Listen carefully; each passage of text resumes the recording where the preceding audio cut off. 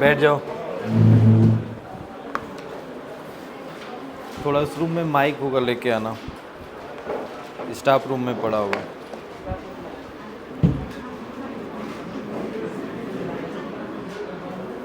क्या पढ़े थे लास्ट टॉपिक बताओ। टॉपिक क्या था? टॉपिक बताओ।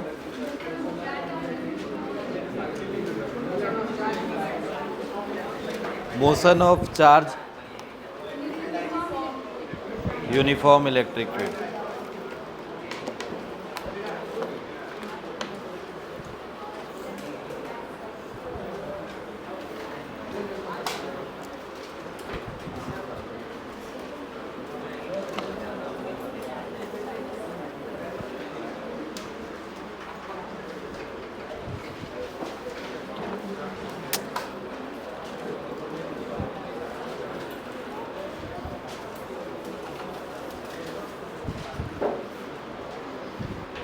हेडिंग डाल लो, इलेक्ट्रिक फील्ड लाइंस।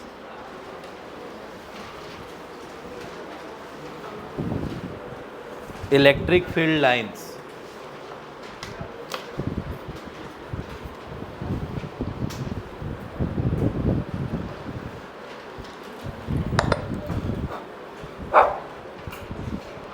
हेडिंग है इलेक्ट्रिक फील्ड लाइंस।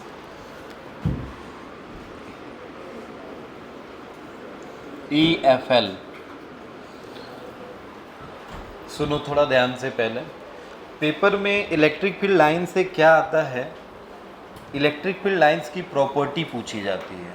लगभग 10-12 प्रॉपर्टीज़ जो हैं, मेजर छोटी छोटी एक एक लाइन की प्रॉपर्टीज़ हैं, उनको याद रखना है। बट पहले हमें जानना है कि इलेक्ट्रिक फील्ड लाइंस क्या है।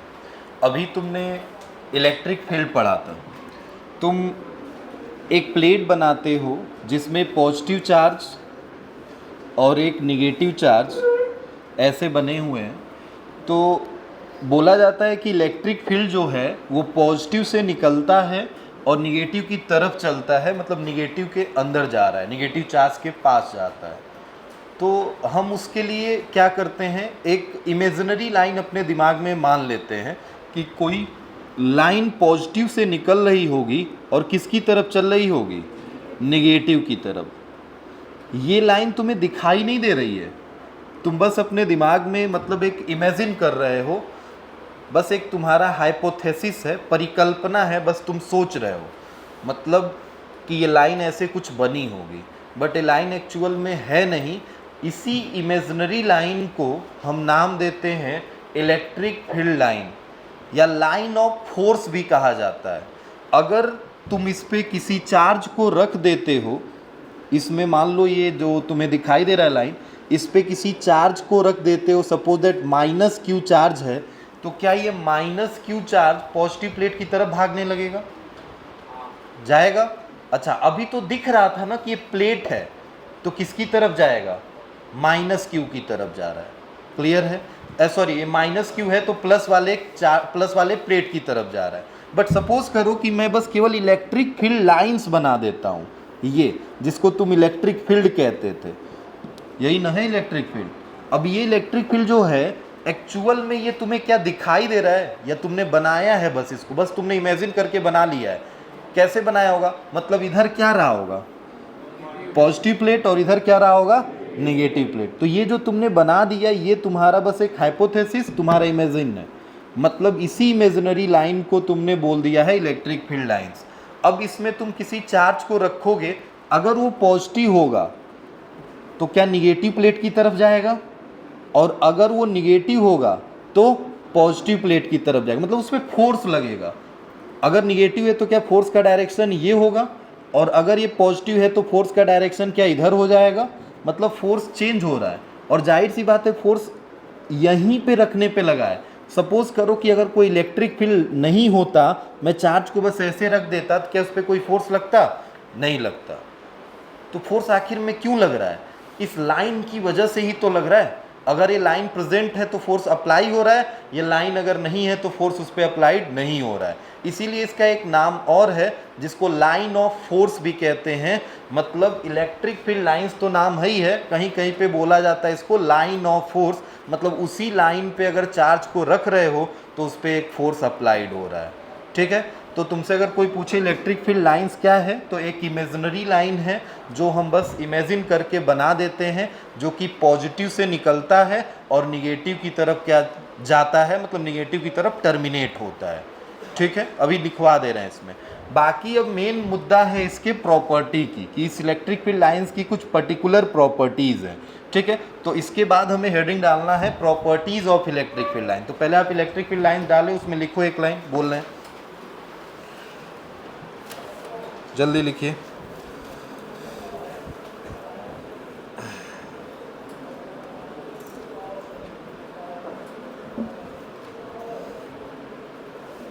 लिखिएगा electric field line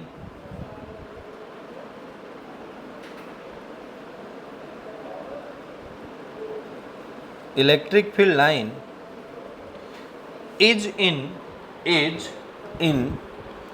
general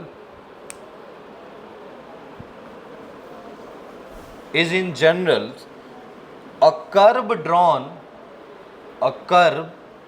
drawn in a such a way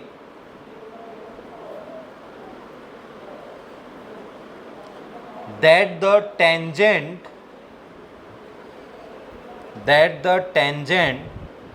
to it at each point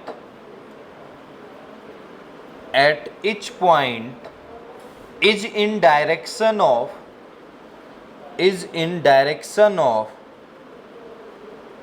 net field at that point.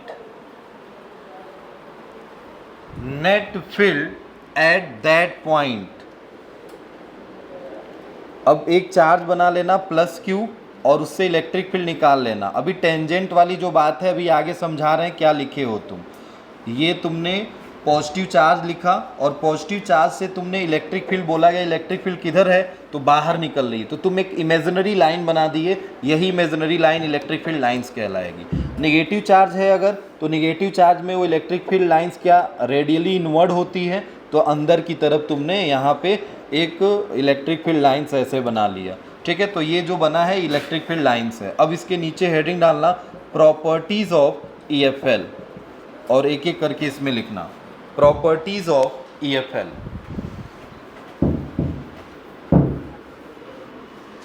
Heading है property of EFL।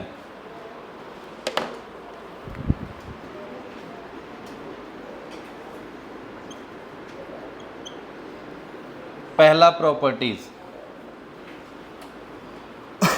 First property में लिखना इलेक्ट्रिक फील्ड लाइंस originate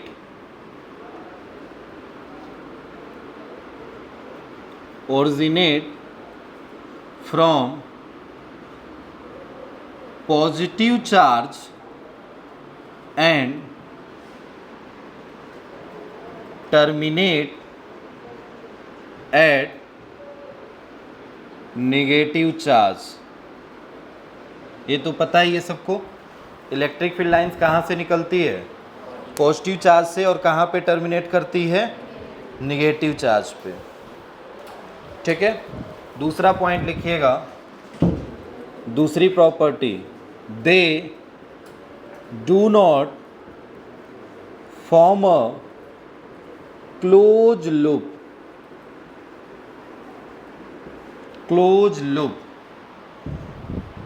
मतलब समझ रहे हैं इसका, इलेक्ट्रिक फील्ड लाइंस क्या कभी क्लोज लूप बना पाएगी? क्लोज लूप कब होगा, जैसे मान लो यहाँ पे पॉजिटिव चार्ज है और इस पॉजिटिव चार्ज से इलेक्ट्रिक फील्ड लाइंस निकली है और घूम के वापस आ गई, तब ना क्लोज लूप बनेगा। क्या ऐसा होता है क्या? बस पॉजिटिव से इलेक्ट्रिक फील्ड निकलती है, इंटर भी करती है क्या? नहीं। तो क्या ये ऐसा कभी हो सकता है पॉसिबल? नहीं, इसीलिए बोला गया they do not form a close loop. Electric field lines कभी क्लोज लूप नहीं बनाती।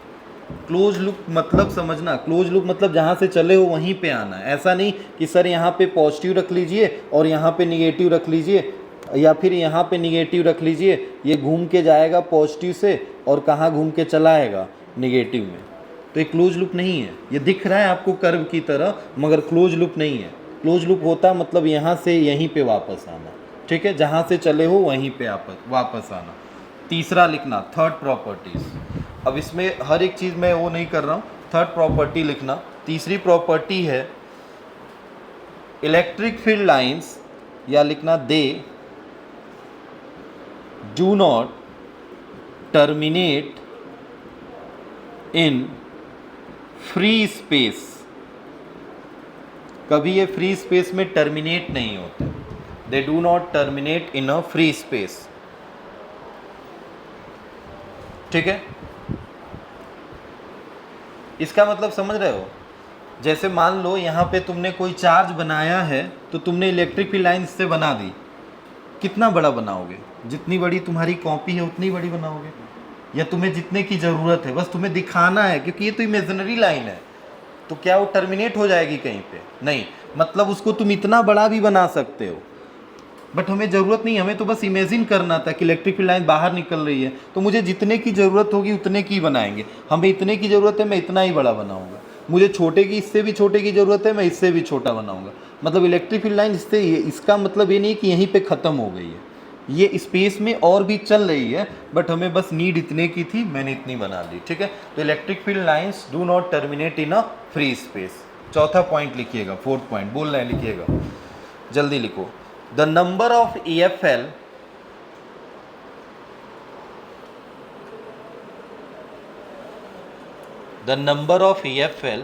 directly proportional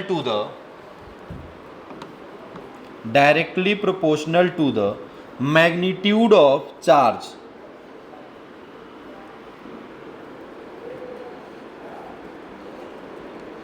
Number of EFL directly proportional to the magnitude of charge. जो चार्ज है उसके मैग्नीट्यूड के डायरेक्टली प्रोपोर्शनल है। मतलब समझ रहे हो क्या है? जैसे मान लो मैं इलेक्ट्रिक फील्ड लाइंस ड्रॉ कर रहा हूँ, बस मैं, अब इसमें कोई दूसरा बंदा नहीं है, समझना। दूसरे बंदे का मतलब क्या है, अभी अगले वाले एक प्रॉपर्टी में समझाते हैं। मैं ड्रॉ कर रहा हूँ, मुझे दो चार्ज दिए गए हैं, एक +Q और एक +2Q। क्या यहाँ से चार्ज देख रहे हो? एक चार्ज छोटा है और एक जस्ट उसका डबल है। तो मैं जब ड्रॉ करूँगा तो मैं इसके लिए दो ड्रॉ कर दिया इलेक्ट्रिक फील्ड लाइन। गलत तो नहीं किया, दो ड्रॉ कर दिया, बाहर ही निकाल रहा हूँ। मुझे चाहिए, मुझे चार, तो मैं चार कर लूँ 5, बस मुझे दिखाना था, मैंने दिखा दिया कि दो इलेक्ट्रिक फील्ड लाइन्स निकल रही है। अब बताओ, मुझे 2Q चार्ज दिया गया, बोला इसका भी इलेक्ट्रिक फील्ड लाइन ड्रॉ करो, तो क्या मैं इसका इलेक्ट्रिक फील्ड लाइन ड्रॉ करूँगा तो क्या 4 करूँगा? क्योंकि एक चार्ज के लिए 2 किया हूं, तो 2Q चार्ज आएगा तो कितना करूंगा? 4 कर दूंगा। मतलब क्या मैग्नीट्यूड के हिसाब से इलेक्ट्रिक फील्ड लाइंस की संख्या बढ़ रही है क्या? समझ रहे हो इतनी बात? मतलब जितना बड़ा चार्ज होगा उससे इलेक्ट्रिक फील्ड लाइंस उतनी ही निकलेगी, क्योंकि वो उतना ही स्ट्रॉन्ग अपने तरफ फील्ड बनाएगा। तो स्ट्रॉन्ग फील्ड दिखाना पड़ेगा ना भाई, कि एक चार्ज है तो इसका फील्ड थोड़ा कमज़ोर है, थोड़ा चार्ज यहाँ पे मजबूत आया, सोर्स चार्ज ही मजबूत है, तो क्या उसका फील्ड बहुत ही स्ट्रॉन्ग होगा इसके कंपैरिजन में? तो मैंने फील्ड में 4 इलेक्ट्रिक फील्ड लाइंस बना दी, ठीक है, इतनी बात। फोर्थ पॉइंट, पांचवा लिखना। पांचवे में लिखना, electric field lines vary person to person,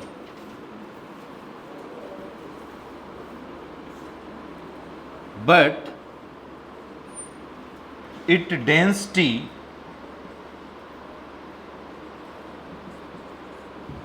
always same। पहले लिख लो, समझा रहे हैं। बोला electric field lines vary person to person but its density always same. Note हो गया? समझिएगा इसको। इलेक्ट्रिक फील्ड लाइंस जो होती है वो पर्सन टू पर्सन वेरी कर रही है। अब इसीलिए मैं बोल रहा था, मैं ड्रॉ कर रहा हूँ, दूसरे बंदे की बात आ गई इसमें। Person to person. मान लो दो लोग हैं, मैंने दो लोग को चार्ज दिया हूँ, एक प्लस क्यू, पहले कोई बंदा ले लेते हैं, चलो राम है, और एक बंदा श्याम है, और इसको मैं 2Q चार्ज, पहले इसको भी Q चार्ज देता हूँ। मैंने बोला इलेक्ट्रिक फील्ड लाइन ड्रॉ करो, ठीक है, प्लस क्यू, तो इसने कितने इलेक्ट्रिक फील्ड लाइन ड्रॉ कर दिए? 2, और इसने कितने ड्रॉ कर दिए? 4। क्या डिफरेंस कोई है? हाँ, देखो क्या डिफरेंस, गलती दोनों की नहीं है, दोनों ने अपने हिसाब से सही ड्रॉ किया है।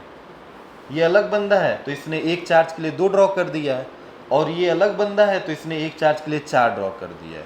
अब बताओ, अगर मैं इसको 2Q चार्ज देता हूँ तो ये कितना ड्रॉ करेगा? क्या ये 4 करेगा? और इसको अगर देता हूँ 2Q तो ये कितना करेगा? 8 करेगा। मतलब डेंसिटी क्या सेम रखी है दोनों ने? समझ रहे हो? डेंसिटी क्या दोनों ने सेम रखी है? यस। तो डेंसिटी अगर सेम है तो जाहिर सी बात है इलेक्ट्रिक फील्ड की जो वैल्यू है ना, मतलब वो वैल्यू हमें दिखाई दे रही है कि अगर Q है तो 4, 2Q हुआ तो 8 हो गया। मतलब डेंसिटी सेम रखने का मतलब देखो क्या है कि जब इसको एक चार्ज दिए थे तो ये 4 किया था ड्रॉ, तो जब मैं इसको 2Q दिया तो इसको कितना करना चाहिए? 8, तो इसने 8 कर दिया। डेंसिटी सेम रखी है भाई। इसको 2 तो ये कितना कर दिया? 4। क्लियर है इतनी बात? तो डेंसिटी इन्होंने क्या रखी है? सेम रखी। ठीक है, 5वां पॉइंट हो गया। 6 पॉइंट में लिखिएगा, 6ठा पॉइंट लिखिएगा।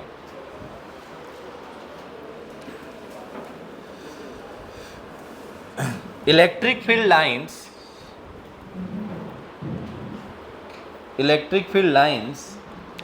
are symmetric about line joining of charge। ध्यान से देखना, 6ठा पॉइंट। सपोज दैट एक चार्ज है हमारे पास Q1 प्लस में है और एक चार्ज है -Q2। ठीक है, दो चार्ज हैं, एक प्लस में है और एक माइनस में है। मुझसे बोला गया कि इलेक्ट्रिक फील्ड लाइन ड्रॉ करो। तो पहले मैं 2 चार्ज दिया हूँ, ध्यान से देखना। इन दोनों को अगर 2 चार्ज के लिए तुम कर रहे हो तो दोनों को पहले जोड़ लोगे, एक लाइन ज्वाइनिंग बनाओगे। लाइन ज्वाइनिंग का मतलब समझ रहे हो? मतलब इन दोनों चार्जेस के सेंटर से सेंटर को जोड़ के तुम मिला दोगे। ठीक, अब तुम इलेक्ट्रिक फील्ड लाइंस, अच्छा ये लाइन ज्वाइनिंग इधर भी बना सकते हो, इधर भी बना सकते हो, यही चलेगा। मतलब ये इसके लिए मिरर है। अब इस मिरर के ऊपर जैसे इलेक्ट्रिक फील्ड ऊपर बनाओगे वैसे नीचे बनाना पड़ेगा, नहीं तो गलत हो जाएगा। ये रूल है इलेक्ट्रिक फील्ड लाइंस की, प्रॉपर्टी है ये, इसीलिए लिखवाया जा रहा है। मतलब अगर देखो ध्यान से, एक बंदा इलेक्ट्रिक फील्ड लाइंस पॉजिटिव से निकाल रहा है और निगेटिव में ऐसे इंटर कर दे रहा है और बस ऐसे छोड़ दे रहा है कि सर बन गया इलेक्ट्रिक फील्ड लाइंस। क्या ये सही है? नहीं, क्योंकि मिरर के नीचे भी तो ऐसे ही दिखना चाहिए। ये मिरर है ना, तो मिरर के नीचे भी ऐसे दिखना चाहिए। मतलब लाइन ज्वाइनिंग से हमेशा इलेक्ट्रिक फील्ड लाइन सिमेट्रिक होना चाहिए। तो क्या नीचे भी इलेक्ट्रिक फील्ड लाइंस ऐसे ही बनाना पड़ेगा, तब जाके ये फिगर हमारा ऐसे कहीं सही हो। ये अब सही है। जैसे मान लो इधर मैं एक इलेक्ट्रिक फील्ड लाइंस ऐसे निकाल दे रहा हूँ, अब बताओ क्या ये फिगर सही है? नहीं, नीचे भी एक इलेक्ट्रिक फील्ड लाइंस क्या ऐसे निकालना पड़ेगा। ये निगेटिव चार्ज है, तो मान लो सपोज दैट एक इलेक्ट्रिक फील्ड लाइंस ऐसे इसमें इंटर करा दे रहा हूँ, क्या ये सही है? नहीं, इसमें भी एक इलेक्ट्रिक फील्ड लाइंस क्या कराना पड़ेगा? इंटर कराना पड़ेगा। मतलब लाइन ज्वाइनिंग से हमेशा इलेक्ट्रिक फील्ड लाइंस को सिमेट्रिक रखना होता है। क्लियर है इतनी बात? ठीक है, 7वां लिखिएगा। फिगर बना लिया करो भाई, क्योंकि ज़रूरत पड़ेगी। अभी आपको लगता है इसे क्वेश्चन नहीं आता है, क्वेश्चन आ चुका है इलेक्ट्रिक फील्ड लाइन से, जेईई में नहीं तो नीट में तो आता ही आता है। बस यही वाला बना लो, ये बाहर ऊपर वाला छोड़ दो। 7 पॉइंट पे आते हैं। बोले 7वां point,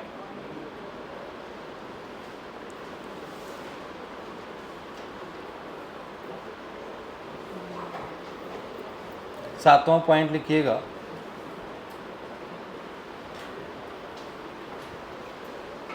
more the angle less will be number of EFL, more the angle, less will be number of EFL, hence a smaller magnitude of charge। Figure से समझ जाओगे, जो लिखे उससे समझ में आया चाहे ना आया, फिगर से समझ जाओगे। लिखे हो देखो क्या, मोर द एंगल, एंगल ज़्यादा होगा तो EFL क्या होगा, लेस द EFL, EFL क्या हो जाएगा, कम हो जाएगा। और EFL का कम होना, EFL का कम होना क्या चार्ज के मैग्नीट्यूड को छोटा कर देता है? अरे यहीं देख लो, Q चार्ज है तो कितने EFL है, 2, और 2Q चार्ज है तो कितने EFL है, 4। मतलब अगर चार्ज छोटा है ना तो उसकी इलेक्ट्रिक फील्ड लाइंस भी कम होगी। तो मैंने बोला अगर एंगल ज़्यादा है तो इलेक्ट्रिक फील्ड लाइंस की संख्या अपने आप क्या हो जाती है, कम हो जाती है। और इलेक्ट्रिक फील्ड लाइंस की संख्या कम होने का मतलब वो चार्ज का मैग्नीट्यूड क्या हो गया, छोटा हो गया। इस फिगर से ही बता रहा हूँ, देखो ध्यान से। क्या ये 2 EFL तुमने ड्रॉ किए हैं, मैंने इन दोनों के बीच में एक एंगल बना दिया, सपोज दैट ये एंगल θ1 है, ठीक है। और यहाँ पे भी 2 एंगल बने हैं और इन दोनों के इसके बीच में एक एंगल बन गया जिसका नाम मैंने दे दिया कितना, θ2। थोड़ा बताना क्या θ1 ग्रेटर देन θ2 है क्या? अरे दिखाई दे रहा होगा, θ1 बड़ा है और θ2 क्या है, छोटा है। θ1 बड़ा होना, एंगल बड़ा होना मतलब क्या, इलेक्ट्रिक फील्ड लाइंस की वैल्यू को कम करेगा। मतलब Q1 चार्ज जो था, क्या उसके पास इलेक्ट्रिक फील्ड लाइंस की संख्या कम होगी? समझ रहे हो इतनी बात? और जो Q2 चार्ज है, क्या उसके पास इलेक्ट्रिक फील्ड लाइंस की संख्या ज़्यादा होगी क्योंकि इसका एंगल कम है। अब जिसके पास इलेक्ट्रिक फील्ड लाइंस की संख्या ज़्यादा होगी, क्या उसका मैग्नीट्यूड बड़ा होगा? मतलब इन दोनों चार्ज में कौन बड़ा है, यही क्वेश्चन आया था नीट में। इन दोनों चार्ज में कौन चार्ज बड़ा है, Q2 चार्ज। क्यों? क्योंकि इसका एंगल कम है। और ऐसे में समझ के तुम देखो, अगर तुम सोच रहे हो कि सर ऐसा कैसे हो रहा है, कोई मैथ्स अप्लाई हो रहा है इसमें, नहीं, मैथ्स नहीं अप्लाई हो रहा है, क्योंकि मैंने बोला कि लाइन ज्वाइनिंग से हमेशा इलेक्ट्रिक फील्ड सिमेट्रिक होना चाहिए। अब बताओ, अगर तुम 2 यहाँ से निकाल दिए हो तो अगला जो इलेक्ट्रिक फील्ड बनाओगे उसके बीच में गैपिंग तो इतनी ही रहनी चाहिए, कितने की, θ1 की। तो जब θ1 की गैपिंग रखोगे तो क्या वो कम ही इलेक्ट्रिक फील्ड लाइंस बना पाएगा? और इसके बीच में तो एंगल बहुत छोटा है, तो जब अगला इलेक्ट्रिक फील्ड लाइंस बनाओगे तो उसमें एंगल θ2 की ही तो गैपिंग रखनी पड़ेगी। तो क्या बहुत सारे बन सकते हैं? अभी चांसेस इसमें ज़्यादा है बनने के, इसलिए इसका मैग्नीट्यूड बड़ा हो जाएगा और इसका मैग्नीट्यूड क्या हो जाएगा, छोटा। मतलब θ1 बड़ा है और θ2 छोटा, तो कौन सा चार्ज बड़ा होगा, Q2 चार्ज का मैग्नीट्यूड बड़ा होगा किसके कंपैरिजन में, Q1 चार्ज। क्लियर है? ये चार्ज का मैग्नीट्यूड छोटा होगा और Q2 का बड़ा होगा। ये फिगर में बना लो, उसी फिगर में बना लो और नीचे ये बात लिख लो, θ1 ग्रेटर देन θ2।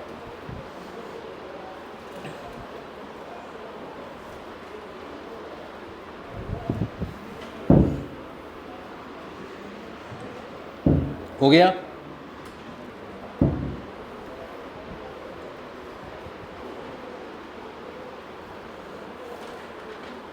अगला लिखिएगा, कितना हुआ, 7 हुआ, 8। The density of EFL gives the magnitude of field, density of electric field lines gives the magnitude of field. एक फिगर से समझते हैं।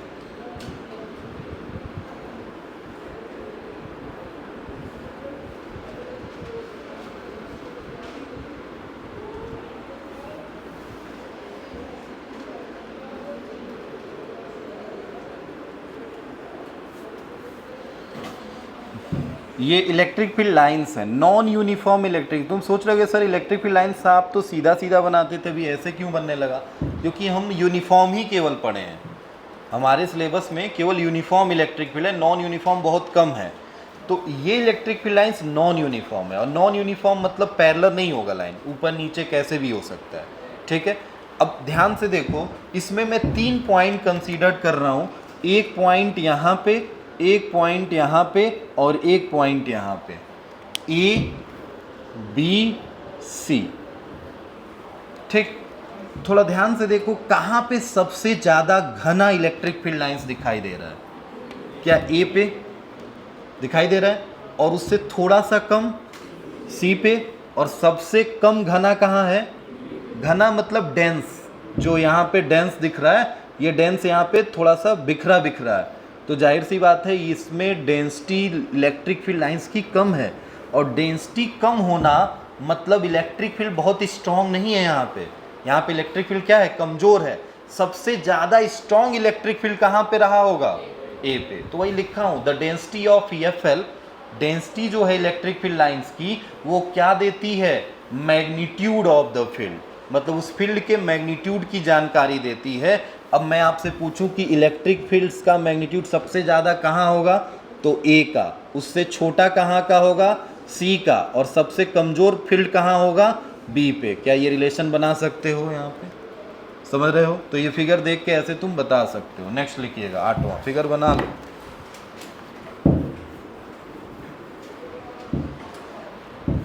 नाइन,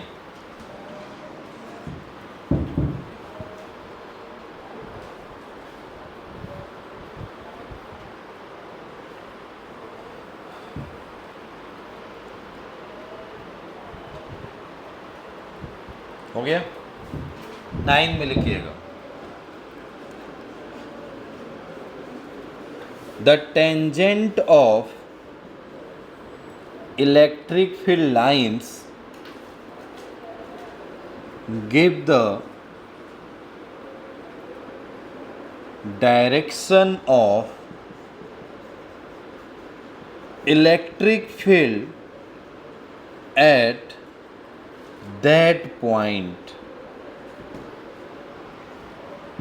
ये तो 10th में पढ़े हो, मैग्नेटिक फील्ड में भी पढ़े हो। मैग्नेटिक फील्ड लाइंस पे टेंजेंट बनाते थे, तो क्या टेंजेंट किस चीज़ का इंफॉर्मेशन देता था, मैग्नेटिक फील्ड पढ़े हो ना क्लास 10 में, छोटा सा ही टॉपिक पढ़े होगे मैग्नेटिक फील्ड। मैग्नेटिक फील्ड में तुमने पढ़ा था कि अगर मैग्नेटिक फील्ड ऐसे चल रहा है तो उस पर तुम कहीं टेंजेंट ड्रॉ कर दो, तो टेंजेंट किस चीज़ का इंफॉर्मेशन देता था, कि उस पॉइंट पे मैग्नेटिक फील्ड का डायरेक्शन किधर है। वही चीज़ इलेक्ट्रिक फील्ड लाइंस पे भी है। अगर कोई इलेक्ट्रिक फील्ड लाइंस ऐसे चल रही है, ध्यान से देखिएगा, ऐसे चल रही है, ये इलेक्ट्रिक फील्ड लाइंस है, डायरेक्शन इधर है, मैं इस पे कहीं पे भी क्या ड्रॉ कर सकता हूँ, टेंजेंट। तो टेंजेंट मान लो मैं यहाँ ड्रॉ कर दूँ और यहाँ ड्रॉ कर दूँ, क्या दोनों जगह पे टेंजेंट ड्रॉ करूँगा तो डायरेक्शन अलग अलग होगा, यस। तो उस पॉइंट का क्या इंफॉर्मेशन निकल के आएगा कि इस पॉइंट पे इलेक्ट्रिक फील्ड लाइंस किधर चल रही है, मतलब इलेक्ट्रिक फील्ड का डायरेक्शन क्या है, समझना ध्यान से। ये इलेक्ट्रिक फील्ड लाइन है और इस पॉइंट पे मैं टेंजेंट ड्रॉ अगर कर रहा हूँ, तो ये टेंजेंट इस बात का इंफॉर्मेशन दे रहा है कि इस पॉइंट ए पॉइंट पे इलेक्ट्रिक फील्ड का डायरेक्शन इधर है, मतलब इसको हम ई ए बोलेंगे, समझ गए। अगर हम ये बी पॉइंट लेते हैं तो इस पॉइंट पे टेंजेंट अगर ड्रॉ करें तो इस पॉइंट पे इलेक्ट्रिक फील्ड का डायरेक्शन चेंज हुआ है, तो इसका टेंजेंट उस बात का इंफॉर्मेशन देगा कि ये इलेक्ट्रिक फील्ड का डायरेक्शन बी पॉइंट पे इधर है, समझ गए इतनी बात।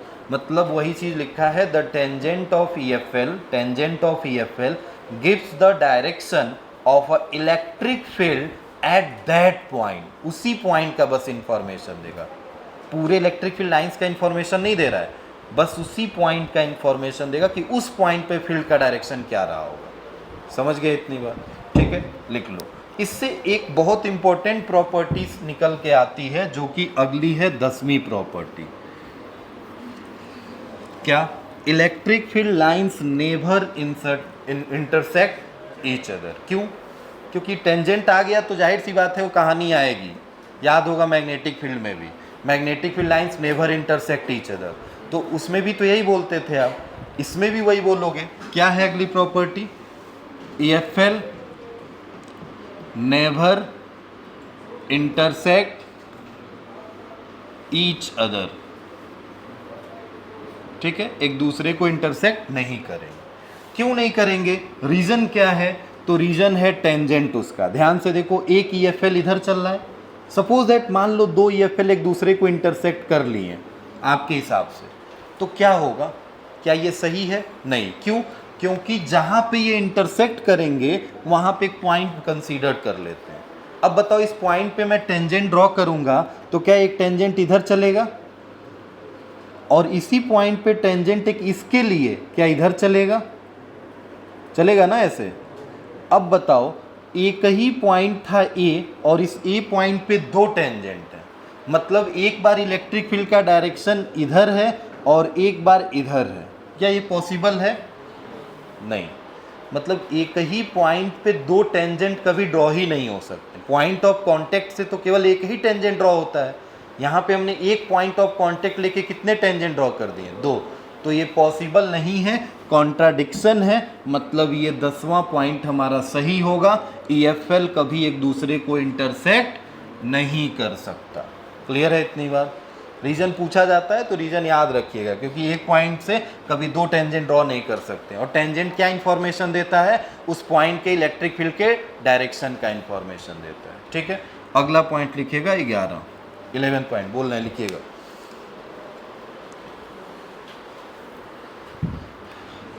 EFL repelled by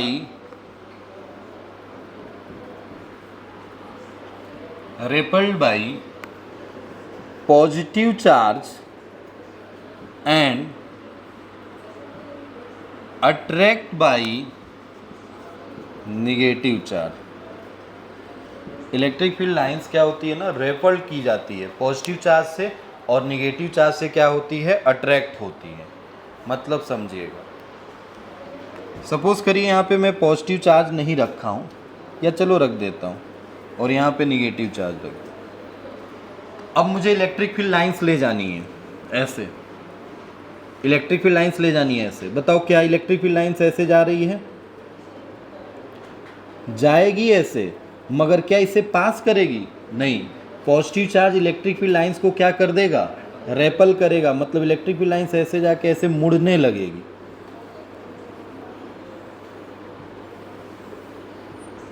समझ गए इतनी बात। जबकि निगेटिव चार्ज, क्योंकि निगेटिव चार्ज में इलेक्ट्रिक फील्ड इंटर करता है, तो यहाँ से जब तुमने इलेक्ट्रिक फील्ड निकाला, तो जैसे तुमने छोड़ा तो क्या इसके पास जाने की कोशिश करेगा, क्योंकि उसमें इंटर करने की कोशिश करेगा, और जो पास में होगा वो तो इंटर भी कर जाएगा। समझ गए इतनी बात। तो negative charge electric field lines को क्या करता है, अट्रैक्ट करता है, जबकि positive charge electric field lines को क्या करने लगा, रेपल करने लगा। ठीक है, ये अगला पॉइंट है 12वां पॉइंट। बस 1-2 और।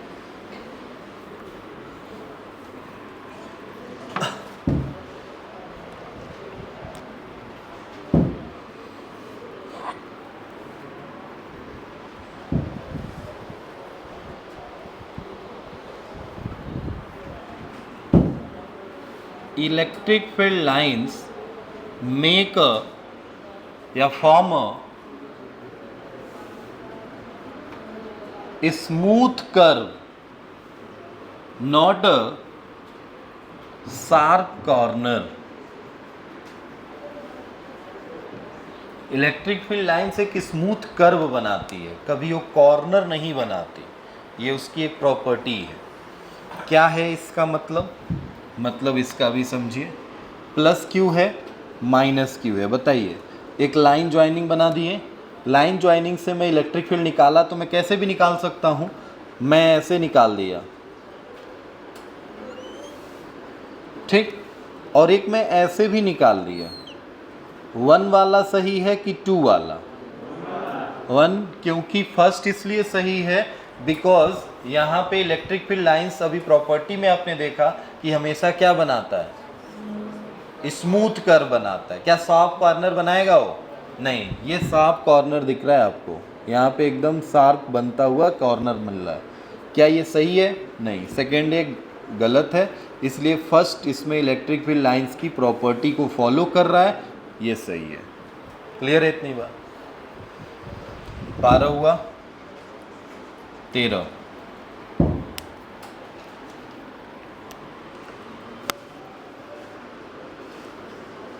Electric field lines inside a conductor will be zero.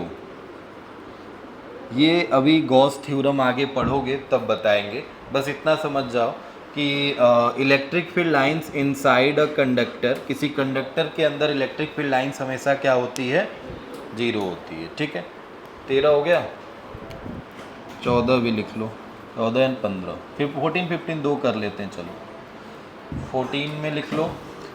Electric field lines जब भी किसी सरफेस से निकलती है, जैसे मान लो मैं स्पेयर दे दिया और स्पेयर पे चार्ज तो होगा ही होगा, तो उससे इलेक्ट्रिक फील्ड लाइन निकालोगे, तो इलेक्ट्रिक फील्ड लाइन जब भी उस स्पेयर या किसी भी फिगर किसी भी सरफेस से निकलती है तो हमेशा उस सरफेस के नॉर्मल रहती है निकलते समय, भले से उसके बाद से घूम गई वो बात अलग है। जैसे यहाँ इस चार्ज से निकल रही है तो इस चार्ज के सरफेस से हमेशा कितने डिग्री का एंगल बना के निकलेगी, 90 डिग्री सरफेस से।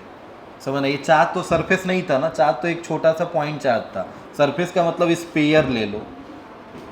क्लियर है इतनी बात? तो लिखोगे अगले में, electric field lines always perpendicular to the surface of object from which it originate, जिससे ओरिजिनेट हो रही है। ठीक है, electric field lines always perpendicular to the surface of object from which it originate, जिससे वो ओरिजिनेट हो रही है उस सरफेस के हमेशा परपेंडिकुलर होती है इलेक्ट्रिक फील्ड लाइंस। ठीक है, लगभग हो गए हैं, अब इतना सफिशिएंट है। क्लियर है इतनी बात? अब थोड़ा सा देखो, क्वेश्चन मेन मुद्दा है क्वेश्चन का कि सर इस पे क्वेश्चन, पहली बात तो अगर बोर्ड के हिसाब से देख रहे हो तो बोर्ड के हिसाब से क्वेश्चन जो है इसकी प्रॉपर्टी ही लिखना एक क्वेश्चन है, कम से कम आपको 10 याद होने चाहिए। और ऐसा नहीं कि आपको 10 याद नहीं रहेगा, सब याद हो जाएंगे, बस थोड़ा बहुत रिमाइंड करना पड़ेगा चीज़ों को। उसके बाद से अब क्वेश्चन जैसे इसमें ऑब्जेक्टिव पे बनते हैं, आपको 2-4 फिगर दे दिया जाएगा और फिगर से पूछ दिया जाएगा क्वेश्चन कि कौन सा फिगर इलेक्ट्रिक फील्ड लाइंस के लिए सही है, तो आपको सारी प्रॉपर्टी याद होनी चाहिए। जैसे मान लो मैंने एक फिगर ये दे दिया, दूसरा फिगर कुछ और दिया, तो आपको पता चलेगा नहीं ये तो गलत है, क्यों? क्योंकि ये साफ कॉर्नर बना रहा है। ठीक है, हो सकता है लाइन ज्वाइनिंग वाला केस में दे दूं कि सिमेट्रिक नहीं बन रहा है, हो सकता है कहीं पे इंटरसेक्ट कर रहा है, वो भी गलत हो गया, हो सकता है inside a conductor electric field में बना के दे दिया हूँ जबकि वो गलत है। ठीक है, तो आपको फिगर दिया होगा और फिगर में से सेलेक्ट करना होगा कि कौन सा फिगर आपके लिए सही है। जैसे क्वेश्चन पहले करते हैं, लिखिएगा एक क्वेश्चन, ये बोर्ड का क्वेश्चन है। एक कंडक्टर ऐसे गिवन है और इससे इलेक्ट्रिक फील्ड ऐसे गिवन है, 1 2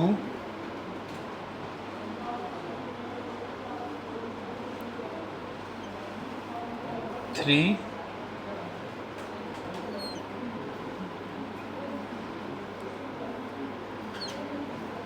4, 1 2 3 4।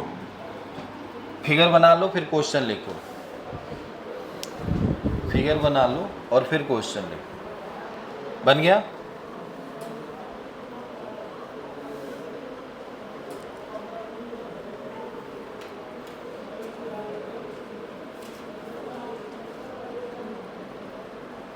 From a following figure,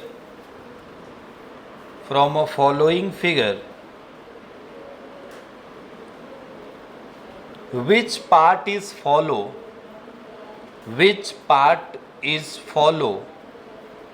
by electric field line?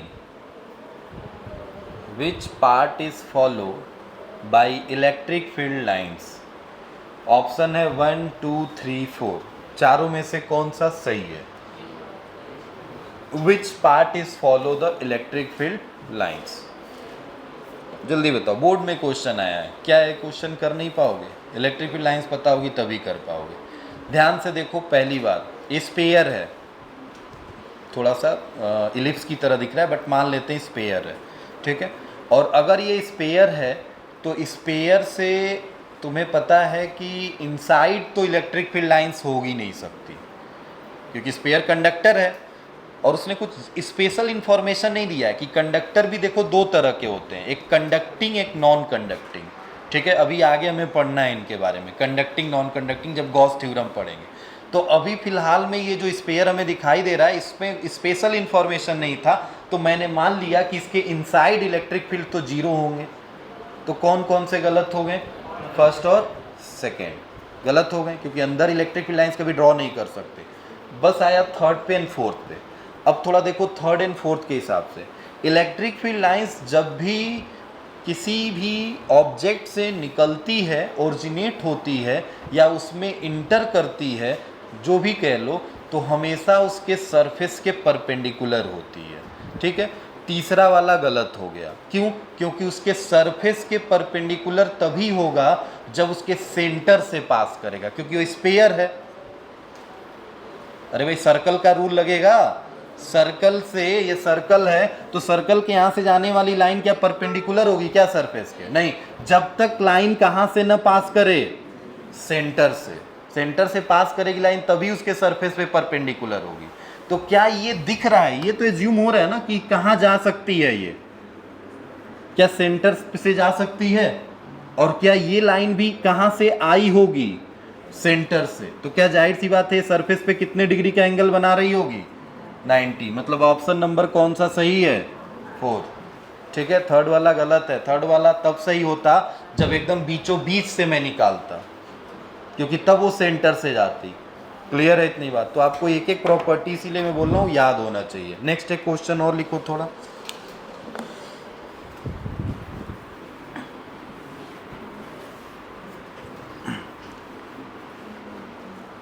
Figure बनाइएगा। Q1 है, Q2 है,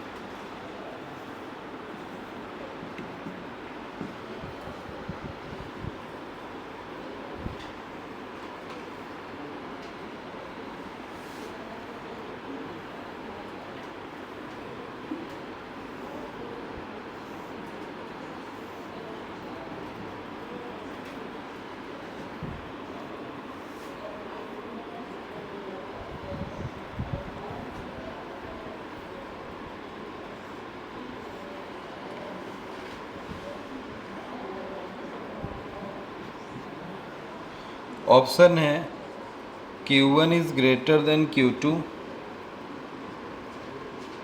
Q2 is greater than Q1, Q1 is equal to Q2 and none of this.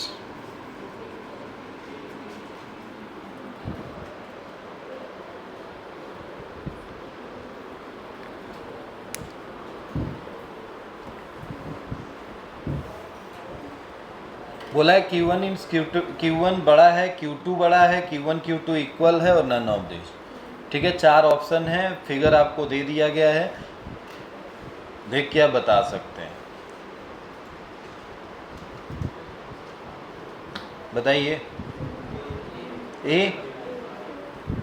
ए सही है। आप Q1 और Q2 को पहले देखे हो और Q1 Q2 से इलेक्ट्रिक फील्ड लाइंस कितनी निकल रही है ये देखे हो और किस में कितनी इंटर कर रही है, ठीक है। तो अगर हम केवल मैग्नीट्यूड पूछ रहे हैं, चार्ज का साइन भी पूछते तो तुम बता देते कि ये प्लस रहा होता और ये क्या रहा होता, माइनस, क्योंकि इससे इलेक्ट्रिक फील्ड लाइंस निकल रही है और इसमें इंटर कर रही है। क्लियर है इतनी बात?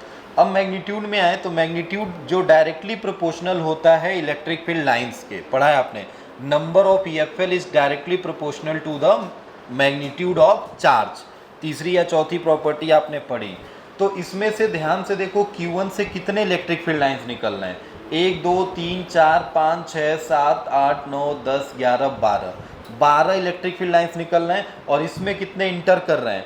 तो 3 3 6 1 7 8 9 ही है। तो जाहिर सी बात है इसकी इलेक्ट्रिक फील्ड लाइंस की संख्या कम है और इसके इलेक्ट्रिक फील्ड लाइंस की संख्या ज़्यादा है। तो कौन से चार्ज का मैग्नीट्यूड बड़ा होगा? Q1 का, मतलब Q1 ग्रेटर देन Q2 होगा, ठीक है। बाकी वो सिमेट्रिक वोमेट्रिक वाला जितने भी क्वेश्चन पढ़े हो, मतलब वो क्या कहते हैं प्रॉपर्टीज़, सारे प्रॉपर्टी को एक बार रिवाइज कर लो। उन सारे प्रॉपर्टीज़ पे क्वेश्चन कहीं ना कहीं बनते हैं। मतलब एक ऐसे आपको फिगर दे के क्वेश्चन बार बार पूछा जाएगा, क्वेश्चन देख के मतलब फिगर देख के तुम्हें आंसर बताना होगा। ठीक है, जैसे अभी एक ट्रायंगल वाला क्वेश्चन आया था, जेई का क्वेश्चन है, वो ट्रायंगल से था। ट्रायंगल मतलब एक सरफेस, एक मतलब कह सकते हो ऑब्जेक्ट लिया गया था और उससे बहुत सारे इलेक्ट्रिक फील्ड लाइंस निकल रही थी। तो उसमें भी वही सारे प्रॉपर्टी यही फॉलो किए गए थे। बस फिगर उसमें जो ऑप्शन में दिए थे, उस ऑप्शन में 3 रूल फॉलो किए गए थे। एक तो इलेक्ट्रिक फील्ड लाइंस जो होती है अंदर नहीं जाएगी कंडक्टर के, मतलब इलेक्ट्रिक फील्ड लाइंस किसी ट्रायंगल के अंदर से पास नहीं करेगी। दूसरी, निकलेगी तो सरफेस पे हमेशा क्या होनी चाहिए, परपेंडिकुलर। और तीसरी बात ये थी कि एक फिगर में क्लोज लूप फॉर्म कर ले रहा था, निकल रही थी इलेक्ट्रिक फील्ड लाइन, घूम के फिर वापस आ जा रही थी। ठीक है, तो क्लोज लूप फॉर्म नहीं करती है, तुम्हें पता है।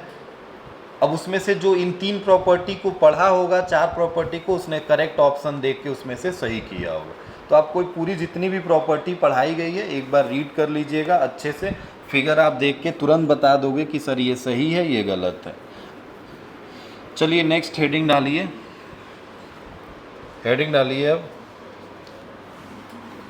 Electric dipole.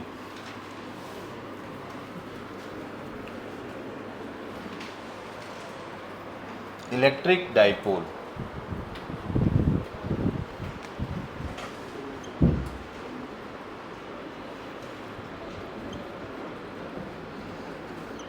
ठीक है। अभी तक हमने, सुनो थोड़ा ध्यान से, हमें इलेक्ट्रिक डाइपोल पढ़ना है और ये एक अलग तरह का मतलब चार्ज का सिस्टम है। अभी तक हमने जो चार्ज का सिस्टम पढ़ा है वो या तो पॉइंट पढ़ा है, या तो कॉन्टिन्यूअस पढ़ा है, या बहुत सारे चार्ज को लेके पढ़ा है। मतलब मैं इलेक्ट्रिक फील्ड किसकी किसकी वजह से निकाल रहा हूँ, एक पॉइंट चार्ज की वजह से निकाल रहा हूँ, कॉन्टिन्यूअस चार्ज की वजह से भी निकाल लिया हूँ, और वो याद करो पॉलीगन वाले क्वेश्चन, उससे भी मैंने सॉल्व किया है। मगर डाइपोल एक ऐसा सिस्टम है जिसमें केवल 2 चार्ज आते हैं। कभी भी जब भी चार्ज आएंगे तो कितने आएंगे, 2 आएंगे। ठीक है, अब डाइपोल होता क्या है, तो तुमने डाइपोल नाम तो सुना ही होगा, केमिस्ट्री में भी आपने पढ़ा होगा डाइपोल के बारे में। अब वहाँ वाला जो डाइपोल है वो सेम उसी से मिलता जुलता है जैसे वहाँ पे तुमने पढ़े हैं। तो ये डाइपोल अभी मैंने इसीलिए वर्ड आगे लिख दिया इलेक्ट्रिक डाइपोल। ठीक है, इलेक्ट्रिक डाइपोल है तो ये जाहिर सी बात है चार्ज से मिल के बना होगा। ठीक है, डाइपोल को बोला क्या जाता है, देखो थोड़ा ध्यान से, when 2 equal and opposite charge separated with a small distance is called electric dipole। मैंने बोला when 2 equal and opposite charge separated with a small distance is called a electric dipole। जब 2 बहुत छोटे 2 इक्वल हों, और यहाँ पे चाहे तो ब्रैकेट में लिख सकते हो इक्वल एंड अपोजिट तो होने चाहिए, चार्ज भी छोटे होने चाहिए, ऐसा नहीं बहुत बड़े बड़े चार्ज भी क्या होने चाहिए, छोटे। तो इक्वल एंड अपोजिट, और यहाँ ब्रैकेट में लिख लेना small charge separated with a small distance is called the electric dipole. उनके बीच में डिस्टेंस भी क्या होना चाहिए, बहुत कम होना चाहिए। उस केस में जो सिस्टम बनेगा उस सिस्टम को ही किस नाम से जाना जाएगा, इलेक्ट्रिक डाइपोल। जैसे यहाँ देखो, एक चार्ज मैंने -q ले लिया और एक चार्ज हमने क्या ले लिया, +q। क्या दोनों चार्ज छोटे हैं और दोनों का साइन कैसा है, अपोजिट है, एक प्लस है और एक माइनस है। इन दोनों को एक स्मॉल डिस्टेंस से सेपरेट कर देंगे। स्मॉल डिस्टेंस मतलब मिलीमीटर, सेंटीमीटर, इस केस में आएंगे। अब यहाँ पे एकदम ये जो डिस्टेंस है, इस डिस्टेंस को हम 2a कहते हैं या 2l कहते हैं। ध्यान से देखना, 2a क्यों कहते हैं बता रहे हैं, क्योंकि इस चार्ज और इस चार्ज के बीच में एक सेंटर होगा। तो हम ये जो डिस्टेंस लेते हैं इस डिस्टेंस को a और इस डिस्टेंस को क्या बोलते हैं, ए। तो ए और ए मिलके टोटल कितना हो जाएगा, 2a। ये पूरा सिस्टम जब आएगा तो ये सिस्टम किस नाम से जाना जाएगा, इलेक्ट्रिक डाइपोल। बस यही होता है इलेक्ट्रिक डाइपोल, और कुछ नहीं है। इलेक्ट्रिक डाइपोल मतलब क्या है, two small charge equal and opposite sign are separated with a small distance. बहुत छोटे डिस्टेंस है, जब उनको हम सेपरेट कर देते हैं तो हमारे पास क्या बन जाता है, इलेक्ट्रिक डाइपोल बन जाता है। क्लियर है इतनी बात, बस यही है डाइपोल। अब इस डाइपोल से एक वर्ड बनता है जिसका नाम है डाइपोल मोमेंट। Dipole moment. तो डाइपोल मोमेंट का कोई पर्टिकुलर डिफिनीशन नहीं है। डाइपोल मोमेंट एक कैलकुलेशन है उस डाइपोल को जानने के लिए कि डाइपोल कैसे बना है। मतलब डाइपोल जब आपने बनाया है तो डाइपोल दो चार्ज के लिए बना है, एक प्लस और एक माइनस, और इनके बीच में सेपरेशन 2a लिया है। चार्ज लिया होगा कुछ, कोई भी Q है तो जैसे 1 माइक्रोकूलम 2 माइक्रोकूलम कुछ चार्ज लिया होगा आपने। तो डाइपोल मोमेंट उसी का एक मैथमेटिकल कैलकुलेशन है। क्या कहता है डाइपोल मोमेंट, पहले तो देखो डाइपोल मोमेंट को P से डिनोट करते हैं, ठीक है, और ये एक वेक्टर क्वांटिटी है तो इसके लिए ऊपर वेक्टर बना देते हैं।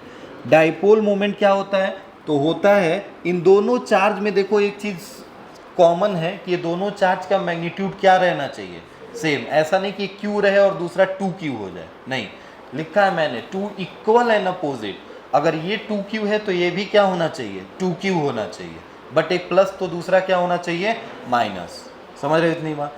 तो इसमें जो चार्ज तुमने लिया है, तो चार्ज क्या लिया है आपने, Q लिया है, तो यहाँ पे Q रख देंगे, और उनके बीच में जितना सेपरेशन है, कितना है सेपरेशन, 2a, तो Q इंटू 2a ये कर दोगे तो एक तुम्हारे पास मैथमेटिकल कैलकुलेशन के लिए क्वांटिटी बन जाएगी, और इसी क्वांटिटी को किस नाम से जाना जाता है, डाइपोल मोमेंट के नाम से। समझ रहे हो, कुछ और नहीं। डाइपोल मोमेंट बस जैसे मैथमेटिकल कैलकुलेशन है उसी डाइपोल की वैल्यूज़ का।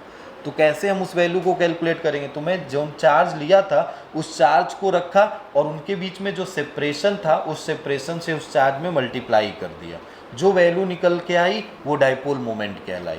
अब डाइपोल मोमेंट जो है वो एक वेक्टर क्वांटिटी है। कैसी क्वांटिटी है, vector quantity. It is vector quantity, और वेक्टर क्वांटिटी अगर होगी तो जाहिर सी बात है इसके पास डायरेक्शन होगा, तो किधर चलेगा, इट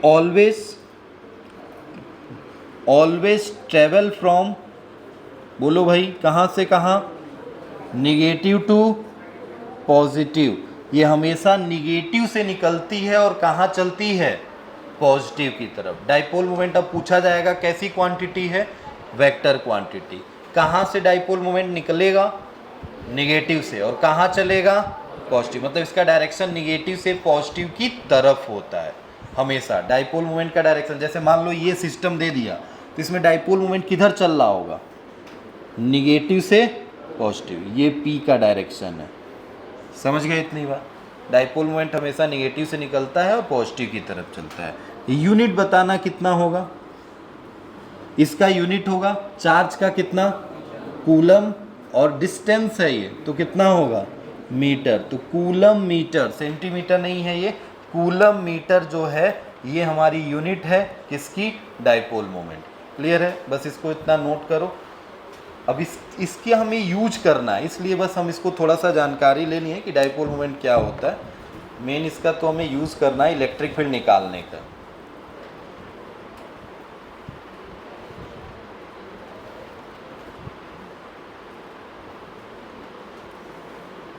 जल्दी थोड़ा नोट कर लो इसको।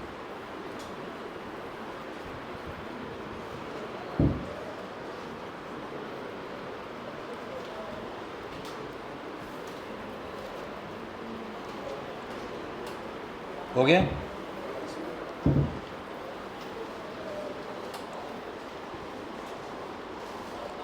बस अब लास्ट हम आ गए हैं। इसके बाद से इलेक्ट्रिक फील्ड अब ख़त्म होने वाला है। डाइपोल पढ़ लेंगे तो इस पर न्यूमेरिकल करेंगे, और फिर इलेक्ट्रिक फ्लक्स जो कि गॉस थ्योरम से हमें पढ़ना है, वही चैप्टर का लास्ट टॉपिक रहेगा। ठीक है, सुनिएगा। डाइपोल मोमेंट और डाइपोल पढ़ने के पीछे रीज़न क्या है। रीज़न ये था कि हमने बहुत सारे चार्ज के सिस्टम पढ़े हैं, मगर कोई ऐसा सिस्टम नहीं पढ़ा था कि जिसमें केवल दो चार्ज हो। मतलब मैं एक चार्ज की वजह से इलेक्ट्रिक फील्ड निकाला था, मैं 3 चार्ज की वजह से ट्रेंगल वाले पे निकाला था, मैं स्क्वायर पे निकाला था, मैं रॉड का निकाला था, सेमी सर्कल, सर्कुलर रिंग, सबका निकाल लिया, मगर क्या मैं 2 चार्ज सिस्टम के लिए कहीं इलेक्ट्रिक फील्ड निकाला था? नहीं। इसीलिए एक अलग टाइप का ये सिस्टम बनाता है। इसीलिए बस थोड़ा सा इन्फॉर्मेशन देके अब हमसे पूछेगा कि बताइए किसी इलेक्ट्रिक डाइपोल की वजह से इलेक्ट्रिक फील्ड कितना होगा, तो तुम्हारे दिमाग में आएगा कि सर इलेक्ट्रिक फील्ड कहाँ निकालना हो, क्योंकि इलेक्ट्रिक फील्ड निकालने के लिए एक पॉइंट चाहिए कि किस पॉइंट पे निकालना है, वो डिस्टेंस। तो सर डिस्टेंस कहाँ होगा? तो तुम खुद ध्यान से सोच के देखो, मैं तुमको एक डाइपोल देता हूँ -q और +q, और इनके बीच में डिस्टेंस कितना दे देता हूँ 2a। मैं बोलता हूँ इलेक्ट्रिक फील्ड निकालना है, तो तुम्हारे दिमाग में ये चीज़ आनी चाहिए कि सर कहाँ पे, तो कहाँ पे जैसे आया तो 3 पॉइंट आएंगे, 3 ही प्रोबेबिलिटी है। पहली प्रोबेबिलिटी, ये जो एक्सिस दिख रही है, ये वाली एक्सिस, इसको कहते हैं डाइपोल की एक्सिस, क्योंकि डाइपोल इसी पे बना है ना। ध्यान से देखो, क्या डाइपोल इसी एक्सिस पे बना हुआ है? इस एक्सिस को कहते हैं डाइपोल की एक्सिस। तो इस डाइपोल की एक्सिस पे निकालनी है, पहला P यहाँ ही दे दिया। तो फर्स्ट हेडिंग क्या होगा? पहले तो हेडिंग होगा electric field due to dipole. Electric field निकालने जा रहे हो किसकी वजह से? डाइपोल की वजह से। और फिर उसमें फर्स्ट पॉइंट, फर्स्ट हेडिंग क्या होगा? At the axis of dipole. कहाँ पे निकाल रहे हो? डाइपोल की एक्सिस पे। अच्छा, ये P पॉइंट इधर भी ले सकते हो, एक्सिस इधर भी है, बीच में नहीं लेना है, एक्सिस पे लेना है, बट आउटसाइड, क्योंकि ये पूरा सिस्टम है, इसके बाहर चलना है। ठीक है, तो इसके या तो इधर या तो इधर, इसको बोला हमने at a axis of dipole. अब दूसरा पॉइंट कहाँ आएगा? दूसरा हेडिंग क्या होगा? इक्विटोरियल एक्सिस पे, जिसको परपेंडिकुलर एक्सिस कहते हैं। ध्यान से देखो, क्या ये इसका सेंटर है? और इसके सेंटर से एकदम स्ट्रेट लाइन लेके चलो और यहाँ पे P पॉइंट ड्रॉ कर दो। बताओ, क्या ये P पॉइंट यहाँ से क्या परपेंडिकुलर हो गया? इस एक्सिस को किस नाम से जाना जाएगा? इक्विटोरियल एक्सिस या परपेंडिकुलर एक्सिस। ये डाइपोल की एक्सिस थी, और ये कौन सी एक्सिस हो गई? Perpendicular axis. तो दूसरा हमारा पॉइंट ये था। अब तीसरा क्या होगा? 2 एक्सिस ही तो था, मेन हमारे जो लैंडमार्क थे, उस लैंडमार्क में पहला लैंडमार्क x एक्सिस, दूसरा क्या हो गया? y। तो बचा क्या? अब जेट तो है नहीं, ये तो प्लेन पे बना हुआ है, तो जेट तो है नहीं, तो तीसरा क्या कहीं भी हो सकता है? इस एक्सिस को छोड़ दो अब, तो कहीं भी हो सकता है। तो तीसरा पॉइंट होगा एनीवेयर, कहीं पे भी निकालिए। ठीक है, मान लेते हैं वो P पॉइंट अब ना यहाँ होगा, यहाँ मान लेते हैं। जब यहाँ मानेंगे तो हमें पोलर फॉर्म ले चलना पड़ेगा, क्योंकि ये डिस्टेंस पता होना चाहिए और ये क्या पता होना चाहिए? एंगल पता होना चाहिए, R और थीटा। क्लियर है? तो हमें 3 हेडिंग पढ़ने, और तीनों बहुत इंपॉर्टेंट है। कहाँ कहाँ पे इलेक्ट्रिक फील्ड निकालनी है? At the axis of dipole, at equatorial axis of dipole, और एट एनीवेयर, कहीं पे भी निकालिए। क्लियर है इतनी बात? तीनों हेडिंग है। अब एक बात बताओ, बस मैं आपको होमवर्क दे रहा हूँ, रफ में करिएगा। मैं आपको 2 चार्ज देता हूँ, बस ऐसे सुन लो, रफली बस सुन लो, करके लाना। पहला हेडिंग डालना एट इक्वेटोरियल कहाँ पे? एक्सिस ऑफ डाइपोल, और वो पॉइंट ले लेना यहाँ पे। कहाँ पे है ये पॉइंट? P। ये P पॉइंट देखो, जब भी डाइपोल बनाओगे तो एक चीज़ याद रखना, सारे डिस्टेंस सेंटर से मेजर किए जाएंगे। ऐसा नहीं कि चार्ज से मेजर कर लेना। ये P पॉइंट कहाँ है मैं पूछूं तो तुम बोलोगे x डिस्टेंस पे, मगर वो x यहाँ से नहीं होगा। कहाँ से होगा? सेंटर से, क्योंकि डाइपोल की यही खासियत है कि सारे डिस्टेंस कहाँ से लिए जाएंगे? सेंटर से। क्लियर है इतनी बात? अब बताओ, क्या ये -q चार्ज इस P पॉइंट पे अपना इलेक्ट्रिक फील्ड रखेगा? कितना रखेगा? E1। E1 की वैल्यू क्या होगी बोलना? E1 की वैल्यू क्या होगी? K, चार्ज कितना है? Q, और डिस्टेंस कितना है? x प्लस a या a प्लस x का होल स्क्वायर। हो गया? ये इक्वेशन नंबर फर्स्ट। और दूसरा बताओ, E2 की वैल्यू। E2, ये चार्ज इस पे इलेक्ट्रिक फील्ड लगाएगा। अच्छा, E1 का डायरेक्शन इधर होगा, होगा कि नहीं? अरे निगेटिव है तो क्या इधर होगा? और ये कैसा है? पॉजिटिव, तो क्या इलेक्ट्रिक फील्ड इधर होगा? बताओ E2 की वैल्यू कितनी होगी, के क्यू, डिस्टेंस कितना है x माइनस, तो क्या x माइनस ए का क्या हो गया, क्या दो इक्वेशन बने। मुझे इस P पॉइंट पे क्या चाहिए था, नेट इलेक्ट्रिक फील्ड, तो नेट निकालना है तो मुझे क्या करना पड़ेगा, E2 में से, अरे E2 में से E1 को घटा दें, दो वेक्टर हैं, दोनों कितने डिग्री पे बने हुए हैं, 180, तो क्या माइनस कर दे डायरेक्ट, अरे एक 10 न्यूटन का फोर्स, एक 5 न्यूटन का, तो घटेगा ही ना, तो क्या E2 में से E1 को घटा दिया। अच्छा सर क्यों E2 में से E1 को ही घटा रहे हो, E1 में से E2 को घटा लो, नहीं, किसका इलेक्ट्रिक फील्ड ज़्यादा होगा, जो चार्ज पास में होगा, समझ रहे हो, Q2 क्या पास में है ना, अरे इस P पॉइंट के क्या पास में है, तो किसका, इसका इलेक्ट्रिक फील्ड ज़्यादा होगा ना, जो क्या है E2, और कम किसका होगा, Q1 वाले चार्ज का, तो इसका इलेक्ट्रिक फील्ड कम होगा, तो इसीलिए ज़्यादा में से कम को माइनस कर, अब वैल्यू रख लो, माइनस कर दो, बस माइनस कर दोगे वही आंसर होगा नेट इलेक्ट्रिक फील्ड का। क्या कैलकुलेशन करना पड़ेगा, इसको सॉल्व करने के लिए क्या नीचे एलसीएम को ओपन करना पड़ेगा, ओपन करके के क्यू कॉमन ले लेना, सॉल्व करना, देखो क्या आएगा, ठीक है, सॉल्व करना, बाकी आगे कल पढ़ते हैं।